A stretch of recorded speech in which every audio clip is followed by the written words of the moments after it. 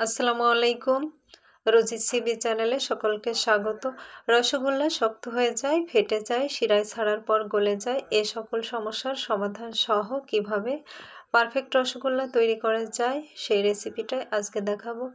আজকে রেসিপি দেখার পর যে কেউ প্রথমবারেই পারফেক্ট রসগোল্লা তৈরি করে নিতে পারবেন ইনশাআল্লাহ। তো চলুন প্রসেসটা দেখে নেওয়া যাক।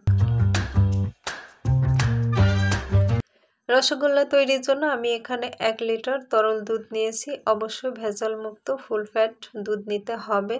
পানি মেশানো বা ভেজাল দুধ নিলে ছানার পরিমাণ অনেক কম হবে। এখন দুধটাকে নাড়াচাড়া করে কমপক্ষে 3টা বলক দিয়ে ফুটিয়ে নেব।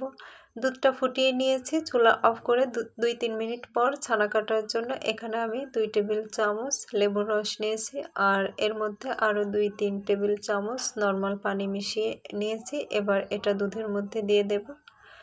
লেবুর রসের পরিবর্তে এখানে ভিনেগারের সাথে সমপরিমাণ পানি মিশিয়েও ছানাটা তৈরি করে নিতে পারবেন। 4-5 মিনিটের মধ্যেই ছানাটা তৈরি হয়ে যাবে। আমার ছানাটা তৈরি হয়ে গিয়েছে। এখন ছানাটাকে আলাদা করে নেব। এজন্য একটি স্ট্যান্ডারের উপর পাতলা সাদা সুতি কাপড় নিয়ে নিয়েছি। এখন এর উপরে ছানাটা ঢেলে নিচ্ছি। এবার ছানাটা একটু পানি দিয়ে ধুয়ে নেব। লেবু বা ভিনেগার দিয়ে ছানা তৈরির পর এর গন্ধ দূর করার জন্য পানি দিয়ে ছানাটা ধুয়ে নিতে হবে। ধুয়ে নিয়েছি, এখন কাপড়টা মুড়িয়ে নেব।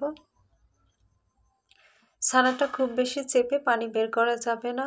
এখন স্ট্যান্ডারের উপরে রেখে একটা বাটি চাপা দিয়ে রেখে দেব আধা ঘন্টা। আধা ঘন্টা পর বাটিটা সরিয়ে নেব। কাপড়ের মধ্যে থেকে ছানাটা বের করে নেব।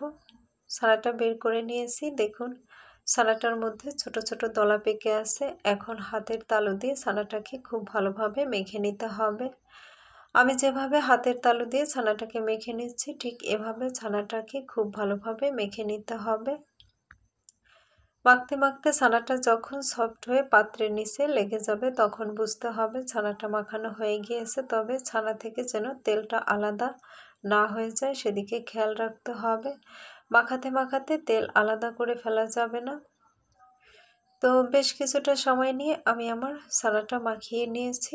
এখন এর মধ্যে বাইন্ডিংয়ের জন্য দিয়ে দেব 2 চা চামচ ময়দা, দিয়ে দেব এলাচের ভেতরের বীজ গুঁড়া করে নিয়েছি সেটা 1/3 চা চামচ, গুঁড়া দুধ 2 টেবিল চামচ, এটা দিলে মিষ্টি খেতে বেশি ভালো লাগবে।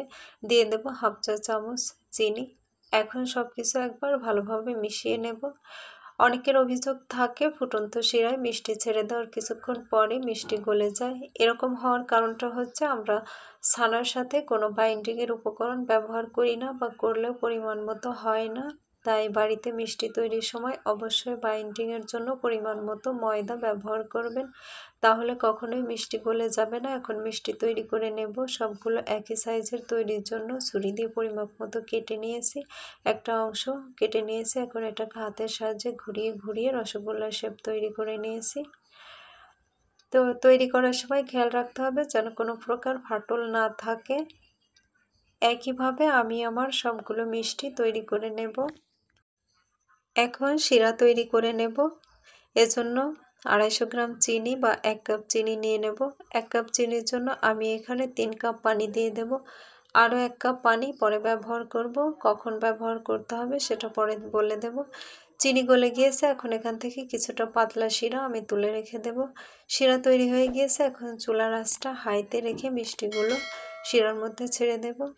এবার ঢাকনা লাগিয়ে 10 থেকে 15 মিনিট জাল করে মিষ্টিগুলো সেদ্ধ করে নেব। 10 থেকে 15 মিনিট পর ঢাকনা তুলে নিয়েছি। এবার দেখুন মিষ্টিগুলো অনেকটা ফুলে উঠেছে। এখন আমি যে শিরাটা তুলে রেখেছিলাম সেটা এর মধ্যে দিয়ে দেব। শিরা দেওয়ার পর আবারও ঢাকনা খোলা রেখে 5 মিনিট জাল করে নেব। 5 মিনিট পর শিরাটা অনেক বেশি ঘন হয়ে গিয়েছে, তাই আমি এখানে আরও 1/2 কাপ গরম পানি অ্যাড করে দিচ্ছি। গরম পানি দেওয়ার পর উপরে কিছুটা ফেনা ভেসে উঠবে, এগুলো তুলে ফেলতে হবে। আর তুলে ফেলার পর আরও 5 থেকে 7 মিনিট জাল করে নিতে হবে। 5-7 মিনিট পর দেখব মিষ্টিগুলো ভালোভাবে সেদ্ধ হয়েছে কিনা। এর জন্য একটা বাটিতে নর্মাল পানি নিয়েছি, এর মধ্যে একটা মিষ্টি নিয়ে নিয়েছি।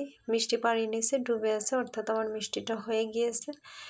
এখন এই একই শিরার মধ্যে রসগোল্লাটা 5 থেকে 7 ঘন্টার জন্য রেখে দেব। 5-7 ঘন্টা পর দেখুন আমার মিষ্টিটা কতটা পারফেক্ট আর স্পঞ্জি হয়েছে। তো আশা করি ভিডিওটি ভালো লেগেছে, আর ভালো লেগে থাকলে ভিডিওতে একটি লাইক দিবেন, আর প্লিজ চ্যানেলটি ফ্রিতে সাবস্ক্রাইব করে বেল বাটন অন করে রাখবেন পরবর্তী ভিডিও পাওয়ার জন্য। পেজ থেকে দেখে থাকলে পেজটাকে ফলো দিয়ে রাখবেন। আল্লাহ হাফেজ।